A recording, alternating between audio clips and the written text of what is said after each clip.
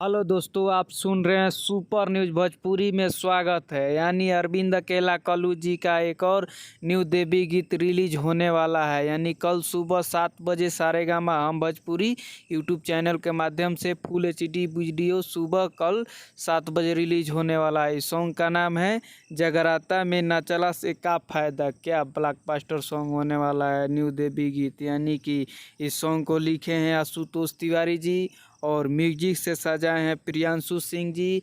इस सॉन्ग को गाए हैं अरविंद अकेला कल्लू जी और इनके साथ डिविट किए हैं शिल्पी राज। यानी बहुत ही ब्लॉकबस्टर सॉन्ग है जगराता में ना चला से का फायदे। यानी बहुत ही ब्लॉकबस्टर सॉन्ग होने वाला है। इसमें वीडियो डायरेक्टर किए हैं रवि पंडित जी और एक इसमें वीडियो में एक्ट्रेस लीड की हैं अरविंद अकेला कल्लू जी के साथ शिल्पी राघवानी जी। यानी बहुत ही ब्लॉकबस्टर सुबह 7 बजे सारेगामा हम भोजपुरी यूट्यूब चैनल पर रिलीज होने वाला है। इस कैसा लगा वीडियो कमेंट